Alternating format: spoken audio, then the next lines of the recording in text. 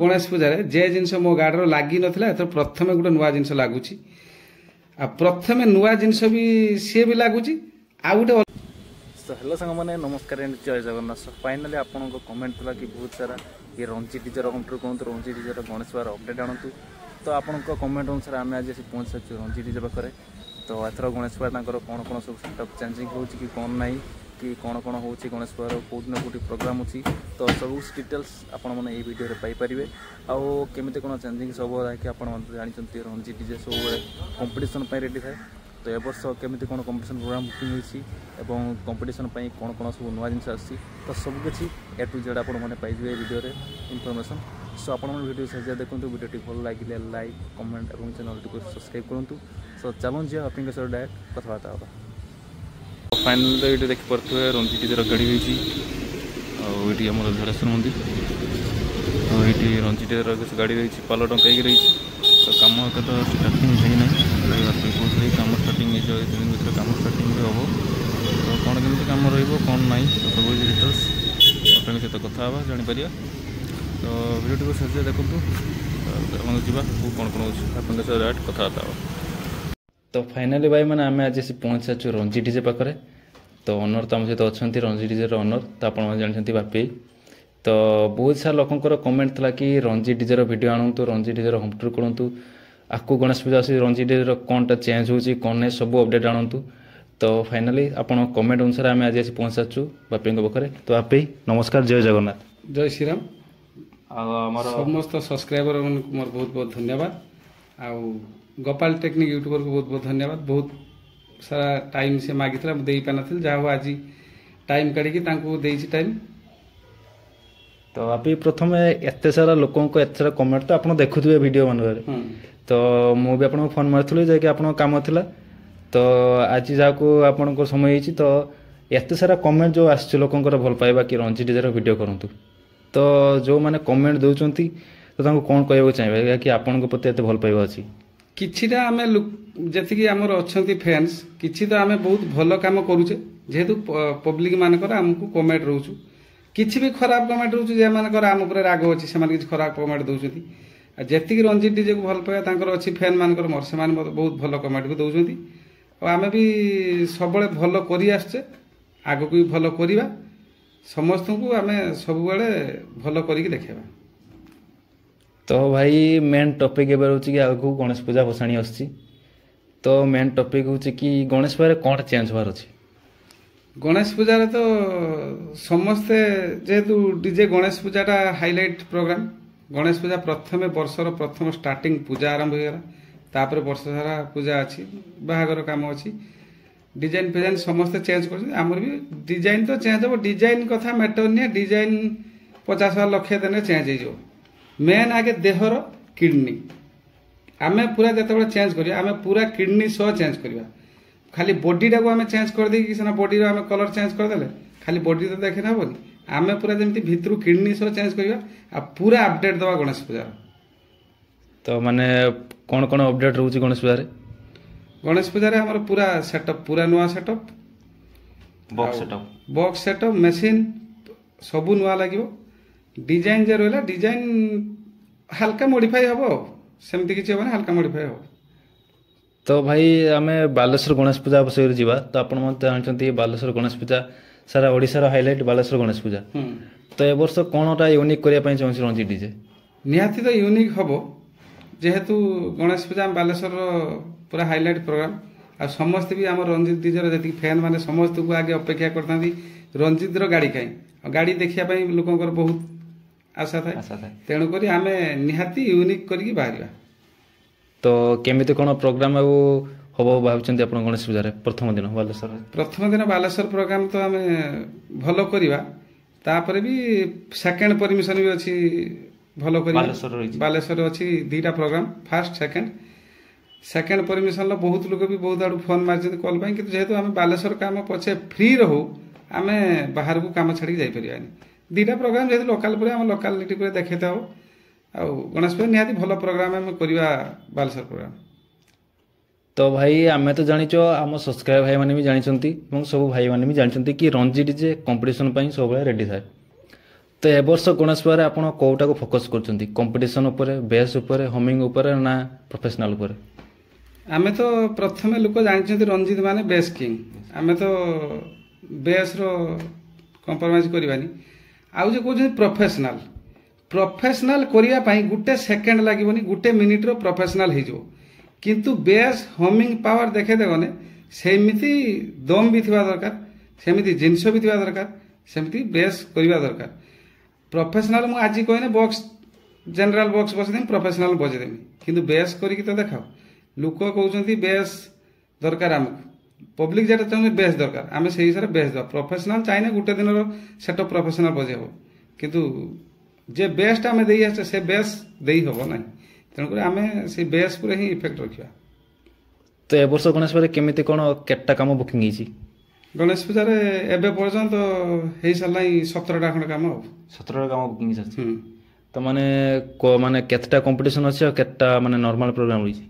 ପ୍ରାୟ ଆମ ବାଲେଶ୍ୱର ପ୍ରୋଗ୍ରାମ ଦିଟା କମ୍ପିଟିସନ୍ ନାହିଁ, ଯେହେତୁ ଆମର ସିରିଏଲ ପୁରା ଚାଲେ, ସେଇଟା କମ୍ପିଟିସନ୍ ନାହିଁ। ଆଉ ଯେତିକି ଆଡ଼େ ଅଛି ବିନା କମ୍ପିଟିସନ୍ର ଲୋକ ରଞ୍ଜିତକି ଡାକିବେ ନାହିଁ। ଯେଉଁ ଜାଗାରେ କମ୍ପିଟିସନ୍ ସେଇ ଜାଗାରେ ହିଁ ଥିବ ରଞ୍ଜିତ। ଆଉ ବିନା କମ୍ପିଟିସନ୍ ଆମକୁ ଡାକିବେ କ'ଣ ପାଇଁ? ଜାଣିଛନ୍ତି ଆମର ତ କମ୍ପିଟିସନ୍ ନହେଲେ କମ୍ପିଟିସନ୍ ପାଇଁ ରଞ୍ଜିତ ଦରକାର। କମ୍ପିଟିସନ୍ ଯେତେ ଆଡ଼େ ଯେଉଁଠି ବି କମ୍ପିଟିସନ୍ ଅଛି ସବୁଆଡ଼େ ଆମ ସେଟଅପ୍ ଅଛି। ଭଦ୍ରକ କତରୁ, ବାଲେଶ୍ୱର କତରୁ, କେଉଁଝର କତରୁ, ଭୁବନେଶ୍ୱର, ଏମିତି ଦୁରିଆ ସବୁ ଅଛି, ଯାଜପୁର ଫାଜପୁର ସବୁଆଡ଼େ ଅଛି କାମ। କିନ୍ତୁ ସବୁଆଡ଼େ କମ୍ପିଟିସନ୍ 10-12 ସେଟଅପ୍ ସାଥିରେ ରଞ୍ଜିତ। 10-12 ସେଟଅପ୍। ତ ମାନେ ଏଥର କ'ଣ ଜିନିଷ ସବୁ ନୂଆ ଆସୁଛି? ନୂଆ ବକ୍ସ ପୁରା ନୂଆ, ସବୁ ବକ୍ସ ଚେଞ୍ଜ ହେବ। ବକ୍ସ ସବୁ ନୂଆ ଆସିବ, ମେସିନ୍ ସବୁ ଚେଞ୍ଜ। ଆଉ ସେଟଅପ୍ ବକ୍ସ ସେଟ୍ ସାଉଣ୍ଡ ଲାଇନ୍ଟା ପୁରା ନୂଆ ବସିବ। ସାଉଣ୍ଡ ଲାଇନ୍ ପୁରା ନୂଆ। ତ ମାନେ କ'ଣ ନୂଆ ବକ୍ସ ଆସୁଛି ସବୁ? ନୂଆ ଏବେ ଚାଲିଛି, ଯେହେତୁ 18 ଆମେ ବଜାଉଥିଲେ, ଏବେ ସବୁ ବଜେଇବା 21 ଇଞ୍ଚ ଲ ସବୁ। ହଁ 21 ଇଞ୍ଚର। ତ ମାନେ ସିକ୍ରେଟ୍ କିଛି ରହିଛି କି, ଯାଇ କମ୍ପିଟିସନ୍ ପାଇଁ ସିକ୍ରେଟ୍ ଜିନିଷ କିଛି ଆସିଥିବ? ଅଛି କମ୍ପିଟିସନ୍ ପାଇଁ ସିକ୍ରେଟ୍ ଜିନିଷ ତ ପ୍ରାୟ ସବୁ ସିକ୍ରେଟ୍ ରହିଛି। ଖାଲି କହିଦେନା 21 ଇଞ୍ଚ ହେବନି, ତାକୁ ନେଇକି ତା ଭିତରେ ମସଲାଟା ବି ସେମିତି ଥିବା ଦରକାର, ତାକୁ ବଜେଇବା ପାଇଁ ବି ସେ ମସଲା ଦରକାର। ସବୁ ସେଟା ସିକ୍ରେଟ୍ ମେସିନ୍, ସିକ୍ରେଟ୍ ସ୍ପିକର। ଆଉ ମୋର ଏଠିକା ସ୍ପିକର କିଛି ପଡ଼େନି, ସବୁ ବାହାରିଆ ସ୍ପିକର। ମୁମ୍ବାଇ ଏକ୍ସପୋ ମୁଁ ଯାଇଥିଲି, ଯେମିତି ସ୍ପିକର ଦେଖି ଆସିଛି ସେ ବାହାରିଆ କମ୍ପାନୀ ସ୍ପିକର ସବୁ ପଡ଼ିବ। ତ ଭାଇ ଆପଣ ଯେଉଁ ମୁମ୍ବାଇ ଏକ୍ସପୋ ଯାଇଥିଲେ, ତ ମାନେ କେମିତି କ'ଣ ଏକ୍ସପିରିଏନ୍ସ ରହିଲା ସେଠି? ମୁମ୍ବାଇ ଏକ୍ସପୋର ବହୁତ ଜିନିଷ ଦେଖିବାର ଅଛି, ବହୁତ ବି କିଛି ଜାଣିବାର ଅଛି। ଯେହେତୁ ମୁମ୍ବାଇ କି ଡାଇରେକ୍ଟ ଏକ୍ସପୋର୍ଟ କରନ୍ତି ଚାଇନା କମ୍ପାନୀ, ପୁରା ଚାଇନା ଡାଇରେକ୍ଟ କମ୍ପାନୀ ଆସେ ମୁମ୍ବାଇ କି। ଏଠି ତ କଲିକତା, ଦିଲ୍ଲୀ ନିଜେ ଲୋକାଲ କମ୍ପାନୀ ବସିଗଲେ, ନିଜେ ଏଟା ଦେଖେଇଦେଲେ। କିନ୍ତୁ ମୁମ୍ବାଇ କି ଭଲ ସବୁ କମ୍ପାନୀ ବାହାରୁ ଆସିଥିଲେ, ଡାଇରେକ୍ଟ ଚାଇନା ବାଲାଙ୍କ ସହିତ ଡିଲ୍ ବି କଲେ ଆମେ କରିକି। ଯାହା ହଉ ଭଲ ଜିନିଷ ବି ବୁକିଂ ହେଇଛି, ଆସିବ ସବୁ ପୂଜାରେ ଲାଗିବ। ଆଉ ଆମେ ତ ଜାଣିଛୁ ଯେ କମ୍ପିଟିସନରେ ତ ଲ ଲାଗେ, ଟପ୍ ଲାଗେ, ଆଉ ଯାହା ଏକା ଲାଗେ। ତ ଏଥର ରଞ୍ଜିତ ଟାଇଗର କ'ଣଟା ନୂଆ କରିବା ପାଇଁ କିଛି ସିକ୍ରେଟ୍ ଜିନିଷ, କିଛି ନୂଆ ଜିନିଷ ପୁରଉଛି କି କମ୍ପିଟିସନରେ? ଏଥର ଆମର ଗଣେଶ ପୂଜାରେ ଯେ ଜିନିଷ ମୋ ଗାଡ଼ିର ଲାଗି ନଥିଲା, ଏଥର ପ୍ରଥମେ ଗୋଟେ ନୂଆ ଜିନିଷ ଲାଗୁଛି। ଆଉ ପ୍ରଥମେ ନୂଆ ଜିନିଷ ବି ସିଏ ବି ଲାଗୁଛି। ଆଉ ଗୋଟେ ଅଲଗା, ଆଗରୁ ଯେମିତି ହୋମିଂ ବଜା ହଉଥିଲା, ଏବେ ଗୋଟେ ନୂଆ ଜିନିଷ ଆମର ଆସିଛି। ସେ ଜିନିଷ ଟାଇପ୍ର ସେଟାକୁ ପେଚିଂ ହେଇକି ନୂଆ ଟାଇପ୍ର ବଜା ହବ, ସିଏ ବି ଜିନିଷ ନୂଆ ଲାଗୁଛି। ସିକ୍ରେଟ୍ ଗୋଟେ ପୁରା ନୂଆ ଜିନିଷ ଗାଡ଼ିର ଯେବେ ମୋର ଲାଗିନାହିଁ, ପ୍ରଥମଥର ଏଥର ଲାଗିବ ନୂଆ ଜିନିଷ ସେଟା। ତ ମାନେ କେମିତି କ'ଣ ଭାବୁଛନ୍ତି ରେସ୍ପନ୍ସ ରହିବ ସେଥିର? ସେଟା ଭାବୁଛୁ ଭଲ ରେସ୍ପନ୍ସ ରହିବ, ଯେହେତୁ ଏତେ ପଇସା ଖର୍ଚ୍ଚ କରାଇକି ଅଣା ହେଇଛି। ମୁଁ ବି ତା ଜିନିଷଟା ଜାଣିଛି, ସାଉଣ୍ଡ ବି ଶୁଣିଛି, ସେଇଥିପାଇଁ ଆଣିଛି। ସେଇଟା ଏଥର ନୂଆ ହବ କିଛି ମଡିଫାଇ ହେଇକି ସାଉଣ୍ଡ ପୁଣି ଚେଞ୍ଜ ହବ ଗଣେଶ ପୂଜା। ତ ଯେମିତି ବାପି କହିଲେ କି ସାଉଣ୍ଡ ଚେଞ୍ଜ ହେବାର ଅଛି, ଆଉ କିଛି ନୂଆ ଜିନିଷ ବି ଲାଗିବାର ଅଛି। ତ ବାପି ଆମର ଯେଉଁ ବାଲେଶ୍ୱର ଗଣେଶ ପୂଜା ବସାଣି ଆମେ କହିବା ତ ଆର ବର୍ଷ ଯାହାକି ଓପନ୍ ସେଟଅପ୍ ଦେଇଥିଲା, ତ କେମିତି କ'ଣ ମାନେ ସବୁବେଳେ ତ ଆପଣ ଯେମିତି କହିଲେ କି 16-17ଟା କାମ ବୁକିଂ ରହିଛି ଆପଣଙ୍କ ଏବେ ଯାଏଁ, ତ ଆର ବର୍ଷ ବି ତ ବୁକିଂ ଥିଲା ବହୁତ କାମ। ତ ମାନେ ଗାଡ଼ିରୁ ମାଲ ଖୋଲିକି ଓପନ୍ ବାନ୍ଧିକି ତାପରେ ପୁଣି ତା ପରଦିନ ପୁଣି ମାଲ ନେଇକି ଗାଡ଼ିର ମାନେ ବାନ୍ଧିକି ଆଉ ଗୋଟେ ପ୍ରୋଗ୍ରାମ କରିବା, ତ କେମିତି କ'ଣ ହେଡେକ୍ ଆପଣ ନେଇଥିଲେ? ହେଡେକ୍ ତ ମେନ୍ କଥା ନେଇତେ ହବ, ଯେହେତୁ ଆମକୁ ଏଗୁଡ଼ା ପୁରା ଲାଇନ୍ ପେଶା ହେଇଗଲାଣି। କାମ ବି ଛୁଆ କହିଲାକୁ ଆଜି 18ଟା କାମ କଣ୍ଟିନ୍ୟୁ ସିରିଏଲ କାମ ଅଛି, ଛୁଆଙ୍କର ବି ଟେନସନ୍ ନାହିଁ, କାମ କରିକି ତାଙ୍କର ସେଗୁଡ଼ା ପେଶା ହେଇଗଲାଣି। ଆଉ ଏ ବର୍ଷ ଯଦି ଗଣେଶ ପୂଜା ଆମର ଏଠି ଗାଡ଼ି ଦେଲା ବି ଟିକେ ସୁବିଧା, ଗାଡ଼ି ନଦେଲେ ବି କିଛି ନାହିଁ, ଖୋଲା ହେଇକି ସେଟଅପ୍ କରାହେବ, ପୁଣି ନଦା ହେବ। କାମ ତ କରି ଆସେ, କରିବା କିସ କରିବା। ପୂଜାର ଖଟଣି ଟିକେ ଅଧିକା, ଆଉ ଛୁଆମାନଙ୍କୁ ବି ବହୁତ ଖଟନ୍ତି, ବହୁତ ସାରା ଛୁଆମାନଙ୍କ ପାଇଁ ଆମ ସେଟଅପ୍ ବି ଚାଲିଛି। ବହୁତ ଲାଗନ୍ତି, ବହୁତ କଷ୍ଟ ହୁଏ।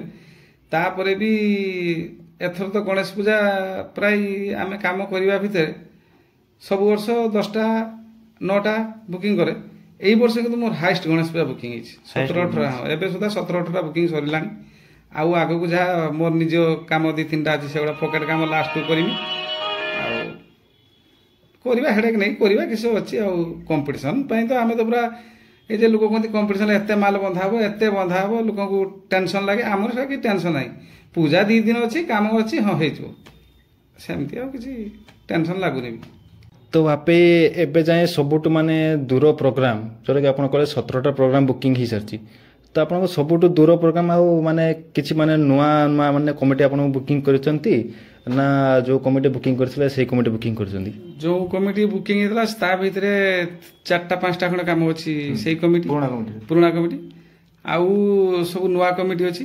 ନୂଆ କମିଟି ଦୂର ଅଛି, ମାନେ ହାଇଷ୍ଟ ଦୂର ଅଛି ଗୋଟେ କେଉଁଝର ଅଛି। କେଉଁଝର ଅଛି ହାଇଷ୍ଟ ଦୂର। ତାପରେ କେଉଁଝର ପଛକୁ ଆଉ ଗୋଟେ, ସେ କେଉଁଝର ଡିଷ୍ଟ୍ରିକ୍ଟର ଟିକେ ପଛକୁ ଅଛି। ଏଟା କିନ୍ତୁ ପୁରା ତାରିଣୀରୁ 50 କିଲୋମିଟର, ଘଟଗାଁ ତାରିଣୀରୁ 50 କିଲୋମିଟର ଆଗକୁ ଅଛି। ତାପରେ ଅଛି ନେକ୍ସଟ ପ୍ରୋଗ୍ରାମ କଟକ ଅଛି। କଟକରେ ହିଁ ବୁକିଂ ଅଛି? କଟକ ବୁକିଂ ଅଛି। ତ କଟକଟା ବୋଧେ ଫାର୍ଷ୍ଟ ଟାଇମ୍ ପରେ ଯାଉଛନ୍ତି? ହଁ, କଟକ ଏଥର ଫାର୍ଷ୍ଟ ଟାଇମ୍। ତ ସେଠିକା ମାନେ ରୁଲ୍ ରେଗୁଲେସନ୍ କିଛି ଅଛି ନା ମାନେ ଫୁଲ୍ ସେଟଅପ୍ ଲାଗିବ? ରୁଲ୍ ରେଗୁଲେସନ୍ ଅଛି, ଯାହା ଯେମିତି ଯିଏ ଲଗାଯିବ, ପରମିଶନ ଆଣିଲା ପରେ ଯେତିକି ଦେବେ ପରମିଶନ ସେତିକି ଲାଗିବ। ତ ଆପି ଏବେ ଆପଣ ଜାଣିଥିବେ କି ଗୋଟେ ଡିସପ୍ଲେ ଏବେ ଡିମାଣ୍ଡ ଚାଲିଛି ମାର୍କେଟରେ। ଆଜ୍ଞା। ତ ଏ ବର୍ଷ ଗଣେଶ ପରେ ଯାଇକି ଡିସପ୍ଲେ ଲାଗିବ, ମାନେ କେମିତି କ'ଣ ଡିସପ୍ଲେ ଲାଗିବ? ନିହାତି ତ, ଯେହେତୁ ଏବେ ଡିମାଣ୍ଡ ଡିସପ୍ଲେ ମାନେ ଆମେ ବି ଲଗାଇବା ଡିସପ୍ଲେ ଲାଗିବ। ସେଇଟା ସିକ୍ରେଟ୍ ଅଛି, ଲଗାଯିବ। କିଛି ୟୁନିକ୍ର ଲାଗିବ। ସବୁ ଗାଡ଼ିର ଯେ ଡିସପ୍ଲେ ଲାଗିଥିବ ଆମର ଡିଫରେଣ୍ଟ ଲାଗିବ ଡିସପ୍ଲେ ନିହାତି। ତ ଏବେ ହୋଲି କଥା ଆମେ ଟିକେ ପକାଇବା ଯାଉ। ହୋଲି ଯେ ଆପଣ ପ୍ରୋଗ୍ରାମ କରିଥିଲେ, ତ ସବୁଠୁ ଭଲ ପ୍ରୋଗ୍ରାମ କେଉଁଟା ହୋଇଥିଲା ହୋଲିରେ? ହୋଲି ପ୍ରୋଗ୍ରାମ ସବୁଆଡ଼େ ତ ଆମେ କରିଥିଲେ, କିନ୍ତୁ ଭଲ ଲାଗିଲା ସବୁଠୁ ମୋର ବଡ଼ କମ୍ପିଟିସନ୍ ହେଇଥିଲା ଅଣ୍ଡେଇପଲ୍ଲୀ। ପିଲା ବି ବହୁତ ଭଲ, ହୋଲି ପ୍ରୋଗ୍ରାମ ବି ବହୁତ ସପୋର୍ଟ କରିଥିଲେ ପିଲା। ଫାର୍ଷ୍ଟ ଟାଇମ୍ ମୁଁ ଯାଇଥିଲି, କିନ୍ତୁ ଅଣ୍ଡେଇପଲ୍ଲୀଟା ଭଲ ପ୍ରୋଗ୍ରାମ ହେଇଥିଲା। ଆହୁରି ପ୍ରୋଗ୍ରାମ ସବୁଆଡ଼େ ତ ହେଇଛି। ତାପରେ ବି ମୋର କହିବାର ମାନେ, କିଛି କମିଟି ଛୁଆଙ୍କୁ ତମେ କମ୍ପିଟିସନ୍ ପାଇଁ ଡାକୁଛ, ଜାଣିଛ ରଞ୍ଜିତ ଡିଜେ କମ୍ପିଟିସନ୍ କରିବ, କମ୍ପିଟିସନ୍ ହେଲା, ଡିଜେ କମ୍ପିଟିସନ୍ ଲାଗୁଛି, ତମେ କମିଟି ସାଇଡ୍ ହେଇଯାଉ। କମିଟି ଛୁଆ ଝଗଡ଼ା ନାଗିକି କେହି ଡିଜେ ବାଲାର କ୍ଷତି କର ନାହିଁ ଜିନିଷ। ଜଣେ ଯଦି ଜିତିଗଲା ଆଉ ଜଣକୁ ତାକୁ ଜିନିଷ ଭାଙ୍ଗିବା, ପଇସା କାଟିବା, ସେଗୁଡ଼ା ସବୁ କରନି। କାହିଁକିନା ଯେହେତୁ ପଡ଼ିଆର ଖେଳ ହେଉଛୁ, 10ଟା ଟିମ୍ ଖେଳୁଛୁ, ଗୋଟେ ୱିନର ଟିମ୍ ଯିବ। ଆଉ 10 ଜଣ ତ ୱିନର କରିବେନି କେବେ। ସେମିତି ତ ଇଣ୍ଡିଆ ସବୁବେଳେ ଜିତନ୍ତା, କାହିଁକି ଇଣ୍ଡିଆ ବି ହାରୁଛୁ। ତେଣୁକରି କମିଟି ଛୁଆମାନଙ୍କୁ ଏତିକି ମୋର କହିବାର କଥା, ଯେଉଁ ଭାଇମାନେ କମ୍ପିଟିସନ୍ ପାଇଁ ଡାକୁଛନ୍ତି କମ୍ପିଟିସନ୍ କରନ୍ତୁ।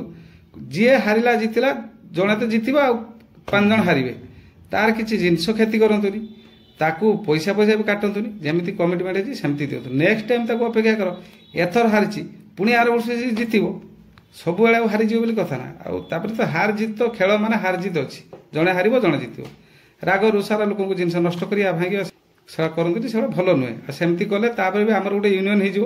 ଯେଉଁମାନେ ଯେ ଜାଗାରେ କ୍ଷତି ଜିନିଷ କଲେ, ସେଠି ଆମର ଚାଲିଛି ଏ ବିଷୟରେ ଆଲୋଚନା। ୟୁନିୟନ ହେଲା ପରେ ଯିଏ ପାର୍ଟି ବି ପଇସା ବାକି ରଖିଲା, ଡିଜେ କଲ୍ ଧରିବା ଆଗରୁ ସମସ୍ତେ ସେଇଟା କଥା ହେବେ, ଭାଇ ଏଇ ଜାଗାରେ ଆର ବର୍ଷ କିଏ କାମ କରିଥିଲା, ଆପଣଙ୍କର କିଛି କ୍ଷତି କରିଥିଲା କି ପଇସା କାଟିଥିଲା। ଯଦି କିଛି ପ୍ରୋବ୍ଲେମ୍ ସେ କହିଲେ, ତାହେଲେ କେହି ଡିଜେ ବୋଲେ ଆମେ ସେ ଜାଗାକୁ ଯିବାନି, ସେଇ ଜାଗାକୁ ଯିବାନି, ସେ ଗାଁକୁ ପୁରା କ୍ୟାନସେଲ୍ କରିଦେବା ଡିଜେ। ଏଟା ବି ଠିକ୍ କଥା ଯେଉଁଟାକି ଭାଇ କହିଲେ।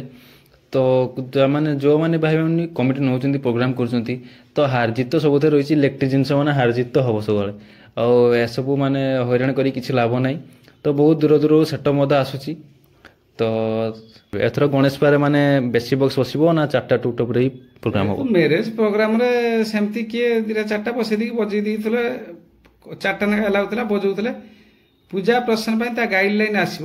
ଶାନ୍ତି କମିଟି ମିଟିଂ ହେଇନାହିଁ। ଶାନ୍ତି କମିଟି ମିଟିଂର ଯେତେଟା ବକ୍ସ ପାସ୍ ହେବ ସେତେଟା ବକ୍ସ ବସିବ। ଆମେ ସେ ବାହାଘର କିଏ ଗୋଟେ ଅଧେ ପ୍ରସନ୍ନ ହେଉଛୁ, 4ଟା-6ଟା ବକ୍ସ କିଏ ବସେଇ କରିଦେଇଗଲା, ଚାଲିଗଲା। କିନ୍ତୁ ଯେହେତୁ ପୂଜାଟାକୁ ନିହାତି ପ୍ରଶାସନ ପୁରା ତା ଗାଇଡଲାଇନ୍ ନେବ, ସିଏ ପୁରା ନଜର ରଖିବେ, ଆଉ ଯାହା ଗାଇଡଲାଇନ୍ ଆସିବ ସେଇ ହିସାବରେ ବକ୍ସ ବସିବ। ଠିକ୍ ଅଛି। ତ ଆପଣ କମ୍ପିଟିସନ୍ କଥା ତ କହିଲେ ସବୁ, ତ ବଡ଼ ଲାଇଟ୍ ସେଟଅପ୍ ପ୍ରୋଗ୍ରାମ କେବେ ଆଉ କେଉଁଠି ଅଛି? ବଡ଼ ଲାଇଟ୍ ସେଟ୍ ଅଛି କନଭେଣ୍ଟ ସ୍କୁଲ, ଆମର ଫାଷ୍ଟ ରାଉଡ଼ି ସେଇଟା ମୋ ନିଜ କ୍ଲବ୍, ଆଉ ସେଇ କ୍ଲବ୍ର ମୁଁ ଅଧିକା ଲାଇଟ୍ ଲଗେଇବି। କେତେ ପିସ୍ ସାର୍ଫି ବନ୍ଧା ହବ? ସାର୍ପି 70+ ସାର୍ପି, ତାପରେ ଡିସପ୍ଲେ ଲାଗିବ। ତ ତା ପାଇଁ ମାନେ କେମିତି କ'ଣ ବଜେଟ୍ ନେଉଛନ୍ତି ଆପଣ? ଯେହେତୁ ବଜେଟ୍ ମାନେ ସେ ରାଉଡ଼ି ବଇ ସେ କ୍ଲବ୍ ସେଟା ମୋ ନିଜ କ୍ଲବ୍, ତାଙ୍କର ଆମର କେବେ ପଇସା କମିଟମେଣ୍ଟ ହୁଏ ନାହିଁ। ସେମାନେ ଯାହା ପଇସା ଦିଅନ୍ତି ମୋତେ ଠିକ୍ ଲାଗେ, ମୁଁ ରଖିଦିଏ, ଆଉ ମୋତେ କେବେ କମ୍ ଲାଗେନି। ଆଉ ଯେହେତୁ ମୁଁ ନିଜ ଭିତରେ ଯାହା ଦେଲେ ବି ମୁଁ ପଇସା, ସିଏ ମୋତେ ଠିକ୍ ବଜେଟ୍ର ମୋ ବଜେଟ୍ ଅନୁସାରେ ସେମାନେ ପଇସା ମୋତେ ପେମେଣ୍ଟ ଦେଇଦିଅନ୍ତି, ଆଉ ମୁଁ ସେଇଟା କରେ। ଯିଏ କମିଟି ପଇସା କାଟିଲା କଲା, ଥରେ ଆମ କରିକି ଛାଡ଼ିଦିଏ କାମ, ନେକ୍ସଟ ଟାଇମ୍ କରେନି। ତ ରାଉଡ଼ି ବଏସ୍ରେ ଆସ ପୁଣି ଥରେ ମାନେ କମାଲ ଦେଖିବ ତ ବାଲେଶ୍ୱର?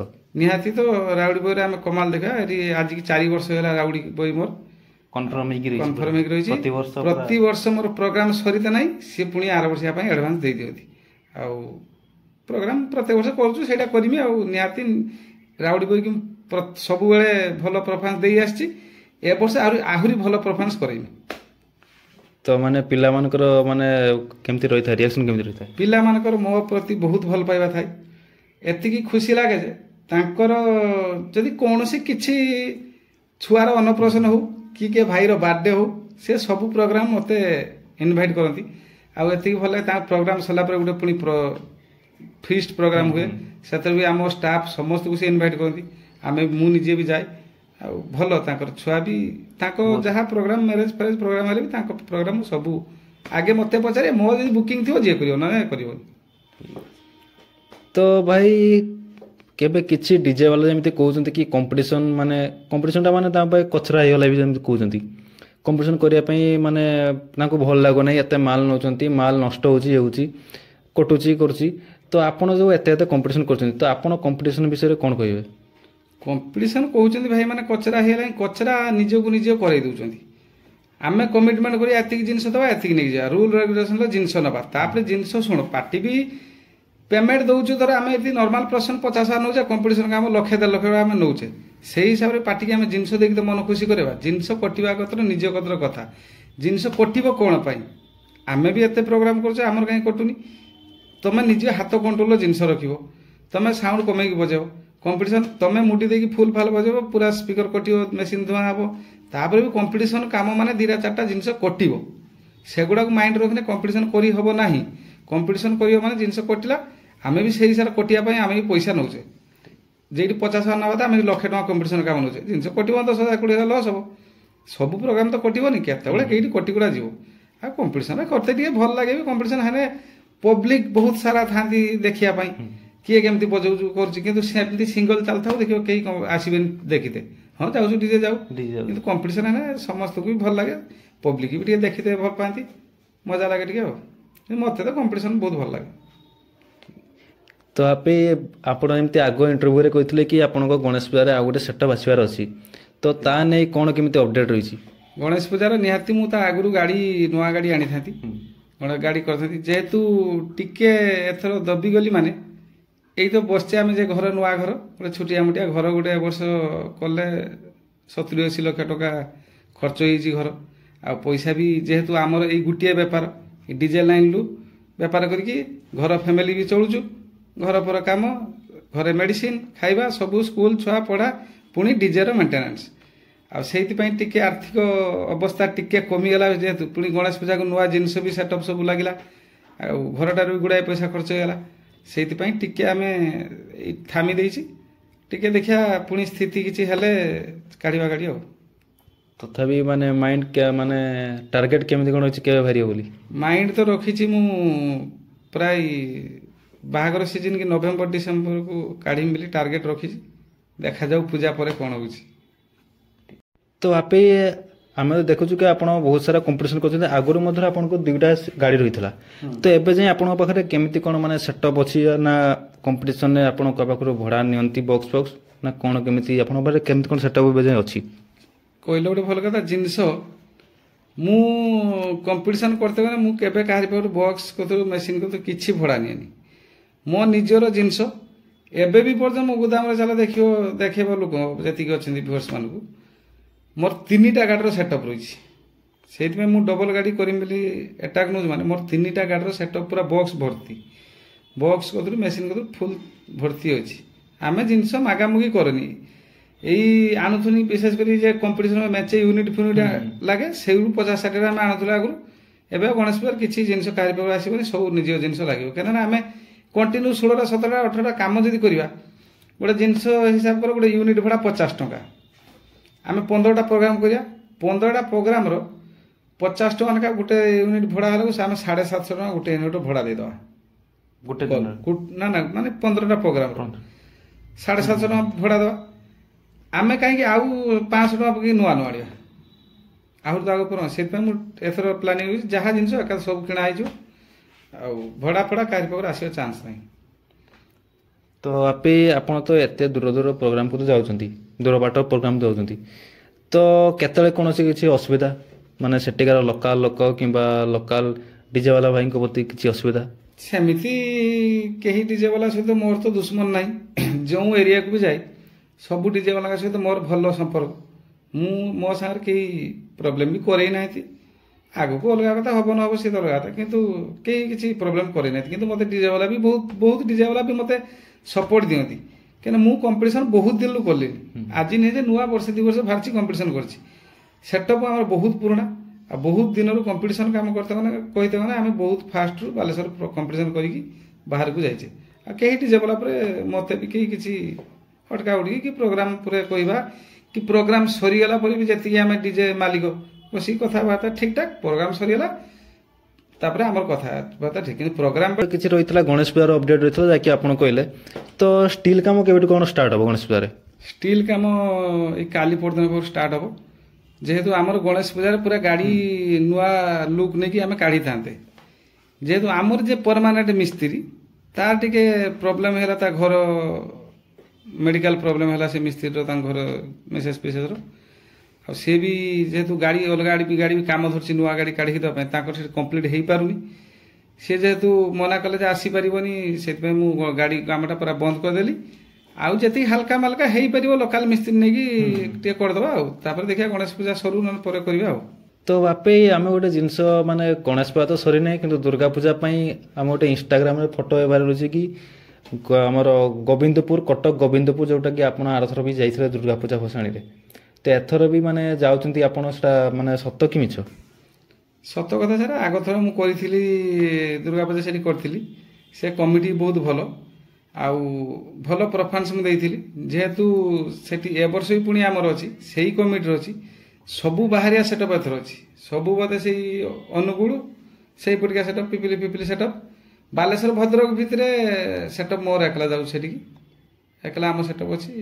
ଭଲ ପ୍ରୋଗ୍ରାମ, ବହୁତ ପବ୍ଲିକ ସେଠି, ଲୋକ ବି ପ୍ରବଳ ହୁଅନ୍ତି, ଆଉ ବହୁତ ସାରା କ୍ରାଉଡ୍ ହୁଅନ୍ତି, ଭଲ ଲାଗେ ବି, ଭଲ ଲାଗେ। ଯେହେତୁ ବାଲେଶ୍ୱର ପ୍ରୋଗ୍ରାମ ମୁଁ କରେନି କ'ଣ ପାଇଁ, ବାଲେଶ୍ୱର ପରମିଶନ ଦଉନାହିଁ, ଦଉଛି ଭୁଟୁଭୁଟି ଟଣା ଠେଲା ଓପନ ସେଟଅପ୍। ଯେହେତୁ ଆମର ସେଟଅପ୍ ଖୋଲା ଖୋଲି କରିକି କାମ କରତେ ବହୁତ ବାଧି ଯାଉଛି, ତେଣୁକରି ପଳେଇ ଯାଏ ବାହାରକୁ। ଆଉ ଦୁର୍ଗା ପୂଜା ମୁଁ ତ ବୋଧେ ପ୍ରଥମରୁ ଫାଷ୍ଟରୁ ଆଜିକି ବୋଧେ 10 ବର୍ଷ ଖଣ୍ଡେ ହେଲାଣି ମୁଁ ଦୁର୍ଗା ପୂଜା ବାହାରେ କାମ କରେ। ସେଠିକା ଛୁଆଙ୍କର ମାନେ ରିଆକ୍ସନ କେମିତି କ'ଣ ଥାଏ? ସେଠିକା ଛୁଆ ବହୁତ ଭଲ, ଆଉ ଛୁଆମାନେ ବି ଯେତିକି ତାଙ୍କ କମିଟି ବଡ଼ ଭାଇମାନେ, ଆଗଥର ଫାଷ୍ଟ ଆମେ ଯାଇଥିଲେ, ଆମେ ପହଞ୍ଚିଲେ ପ୍ରୋଗ୍ରାମ ସାଙ୍ଗେ ଅଲଗା ଜାଗାରେ ଦେଖିକି ପ୍ରୋଗ୍ରାମ ବୁକ୍ କରିଥିଲେ ଲାଷ୍ଟ ଟାଇମ୍। ଆଉ ମୁଁ ବି ଜାଣିନଥିଲି ସେଠି ଏତେ ପବ୍ଲିକ ଆଉ ଏତେ କ୍ଲାଉଡ୍ ଭିତରେ ଏତେ ସେଟଅପ୍ ଭଲ ଭଲ ଆସେ ବୋଲି ମୁଁ ବି ଜାଣିନଥିଲି। ଯେହେତୁ ଆର୍ଥର ଟିକେ ନେଇକି କମ୍ ସମ ଜିନିଷ ଯାଇଥିଲି, ତଥାପି ପ୍ରୋଗ୍ରାମ ମୋର ବହୁତ ଭଲ ହେଇଥିଲା। ଆଉ ଭାଇମାନେ ବି ମୋତେ ଯେତେବେଳେ ନେକ୍ସଟ ପ୍ରୋଗ୍ରାମ ସରିଲା ଏ ବର୍ଷିକା ପାଇଁ ମୋତେ ଆଡଭାନ୍ସ କରିଦେଲେ। ଆଉ ପୁଣି ଏଥର ବି ବୁକିଂ ହେଇଛି, ଏଥର ବି ଆଉ ଟିକେ ଭଲ ପରଫର୍ମାନ୍ସ ଆମେ ସେଠି କରିବା। ଗୋବିନ୍ଦପୁରରେ ତାହେଲେ ଭଲ ପରଫର୍ମାନ୍ସ ହେବ, ଭଲ ହାଇଲାଇଟ୍ କରିବା ଏଥର। ଆଉ ଯେହେତୁ ସବୁ ବଡ଼ ବଡ଼ ସେଟଅପ୍ ବି ଅଛି, ଆମେ ବି ଟିକେ ଭଲ କରିକି ଦେଖେଇବା। ଆଉ ଆପଣମାନେ ଶୁଣିପାରୁଥିବେ କି ଗଣେଶ ପୂଜାର ଅପଡେଟ୍ ଏମିତି କିଛି ରହିଛି। ଆଉ ଯେଉଁଟା ବି ରହିଲା ବୁକିଂ ଡିଟେଲ୍ସ ତା ପଛରେ ମିଳିଯିବ, କାହିଁକିନା କିଛି କେଉଁ ଡେଟ୍ ଫାଙ୍କା ଅଛି ପାଇଁ ଟିକେ ଏବେ ଯାଇ ଫାଙ୍କା ଅଛି 12 ତାରିଖ ଯାଇ ପୁରା ପେକ୍ ଅଛି। ତା ଭିତରେ 13, 15 ମଝିରେ ଗୋଟେ ଡେଟ୍ ଫାଙ୍କା ଅଛି। ଆଉ 11, 13, 15 ଏଇ ଡେଟ୍ ଫାଙ୍କା ଅଛି। ଠିକ୍ ଅଛି। ତ ଯେଉଁ ଭାଇମାନେ ବୁକିଂ କରିବା ପାଇଁ ଚାହୁଁଛନ୍ତି, 11 ତାରିଖ ଫାଙ୍କା ଅଛି, 13 ତାରିଖ ଫାଙ୍କା ଅଛି, 15 ତାରିଖ ଫାଙ୍କା ଅଛି, ତ ବୁକିଂ ମଧ୍ୟ କରିପାରିବେ। ତ ଆପଣମାନେ ଜାଣିପାରୁଥିବେ, ଶୁଣିପାରୁଥିବେ କି ଯେମିତି ଆପି କହୁଥିଲେ କି ଗଣେଶ ପୂଜାର ଅପଡେଟ୍ ଦେଉଥିଲେ, ତ ଏଥର କିଛି ୟୁନିକ୍ ଜିନିଷ ବି ଲାଗିବାର ଅଛି କମ୍ପିଟିସନ୍ ପାଇଁ, ନୂଆ ଜିନିଷ ବି ଲାଗିବାର ଅଛି ଆପି କହିଲେ। ତ तो बहुत सारा धन्यवाद आपको। तो आपे तांकर बहुत मूल्यवान समय काढ़ी आम पाक आसुଛନ୍ତି बहुत बहुत धन्यवाद। तो आपे शेष सब्सक्राइब होने कौन कहे जो मैंने रंजी डीजे को भल पाँच एत सारा कमेंट करते कि यूट्यूब रे कि रंजी डीजे भिडियो आणतु रंजी डीजे भिडियो आणतु तो से कौन कहे। जय श्रीराम। सब्सक्राइबर मोर बहुत बहुत धन्यवाद। से जेहेतु मो वीडियो देखुंट मु भी तुम मान को एमती नुआ नुआ अपडेट देमी नुआ नुआ वीडियो भी गोपाल आमको तुम पाक सब पठेब आउ भल परफॉर्मेंस भी आम सब करवा जेमिति भल पाइबा रंजीत डीजे प्रति अच्छी सेमिति थाउ एति कहीकि मुझे रखुची। बहुत धन्यवाद मोर सब्सक्राइबर को समस्ते जे माने भी देखुंट समस्ते यूट्यूब को सब्सक्राइब करूँ। तो एमती किसी आज वीडियो तो देखा नेक्स्ट वीडियो रे। रहिलु नमस्कार। जय जगन्नाथ।